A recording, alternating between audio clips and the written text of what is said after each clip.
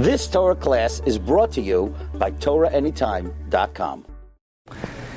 Good morning, everyone. Chag Sameach. The state of the Jewish people in this country today is as tenuous as it has ever been since the founding of this country. The climate, the environment of college campuses across the United States of America is as threatening as it has ever been. Recently, Netanyahu commented that the environment on campuses today is reminiscent of the way it was in the 30s in Germany. And there's an insight in the Haggadah Shel Pesach, a stunning insight that will give us a perspective of how to view these events that are unfolding before our eyes. In the Haggadah Shel Pesach, we traditionally say the passage, V'hi sha'amda la'avoseinu v'lanu. We say, this is what has stood up for our forefathers and for us. Shaloi echad bovad amad aleinu l'chaloseinu. Not one alone has stood up against us to destroy us. Elo shebechol dar vadar. In every single generation, oimdim aleinu l'chaloseinu. They stand up against us to destroy us. V'hakadosh baruch hu matzilenu miyadam, and the Almighty saves us. In every single generation, the Haggadah says, they tried to destroy the Jewish people, and God always saves us. But if we study the next passage of the Haggadah says, the Haggadah gives us a commandment. Say ulamad, go out and learn. Ma bikesh Lavan ha'arami lasos liYaakov Avinu. What Laban, what Lavan tried to do to Yaakov. Shepare lo gazar ela ala zacharim. Pare only decreed on the males. The Lavan bikesh lakas hakol. Lavan wanted to destroy everything. The question is, okay, that may be true, but what is the connection? What is the hemshech? What is the juxtaposition of these two passages, that in every generation they tried to destroy us, and then the Haggadah says, go out and learn from what Lavan tried to do to us. So my father, Gold of MMH, showed me in the Haggadah of Rabbi Ovadia Yosef Yechaveh Doas, who he quotes a stunning insight of Rabbi Shmuel Mikutna, the author of Yeshuas Malkai on the Rambam. Our family has a special connection with Rabbi Shmuel Mikutna. My great-grandfather was a student of the Yeshuas Malkai and helped publish that sefer. And it's found in the Yeshuas Malkai on the Rambam, Daf Yud Beis Amud Aleph, where Rabbi Shmuel Mikutna offers the following insight. Once the Haggadah says that in every single generation they stand up to try to destroy us, one may have the following question. Really? In every generation?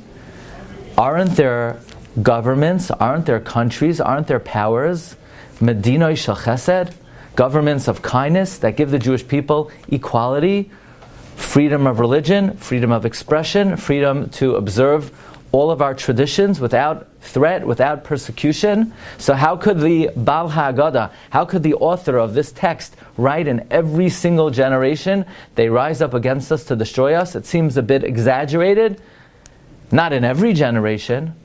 Aren't there governments that offer us the ability to rise up to the highest echelons of power and society and influence? So therefore the Haggadah says, if you were to question what I'm saying, then I want you to make one simple study. Go out and learn what Lavan tried to do to our people.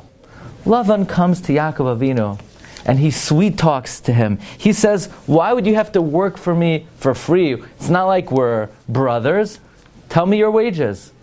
And Lavan expresses great love to Yaakov and his family. He says, why'd you run away? You didn't give me the opportunity to kiss my grandchildren, to kiss my daughters. Lavan on the outside seems to be giving Yaakov Avinu every opportunity to be successful. But he himself, by his own admission, said that God told him not to harm you, Yaakov Avinu. But Lavan says, if God had not told me that, I would have harmed you. So in fact, on the outside, it seems like Lavan was giving us freedom of religion and freedom of expression. But behind the scenes, he was plotting annihilation. In fact, if you look in the Medrash, this Reb Chaim Kanievsky quotes in Time of the Kra on the words Arami Oived Avi. It Says Reb Chaim Kanievsky, Lavan secretly hired Esav to be a hitman with his 400 men to knock off Yaakov Avinu, and Esav didn't want to do it right away because he figured that if he's going to knock off Yaakov Avinu, he would have to pay the debt of going down to Egypt. So after the Jewish people went down to Egypt, he then sent a message to his grandson Amalek, okay, now knock him off. So even though on the outside it looked like Lavan was Medina Shel Chesed, and he provided us every blessing and benefit, nevertheless, he was Bikesh Lakar Sakal. If you were to question the words of the Haggadah, is it in every generation? The answer is a resounding yes. Because it doesn't matter how it seems in the official statements of the government, but if they don't provide us protection from persecution and anti-Semitism, we can only rely on V'hakadosh Baruch Hu Matzilenu Miyadam. That is a statement of fact. That's a reality of Jewish history. The reality is Esav Soinei Liyaakov.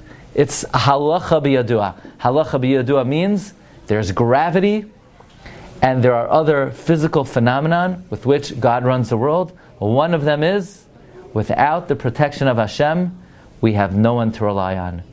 And if you thought the current Medina Shel Chesed was different, well, the Haggadah teaches us, and our eyes see, that in fact, it's V'hakadosh Baruch Hu Matzilenu Miyadam. And Be'ezus Hashem, the Yivon Sham should send us the Geula Shalema, the complete redemption, with the coming of Eliyahu HaNavi and the rebuilding of the Beis HaMikdash, Sheyibaneh B'mhera V'yameinu Amen. Wishing everyone Chag Kosher V'Sameach. You've just experienced another Torah class brought to you by TorahAnytime.com.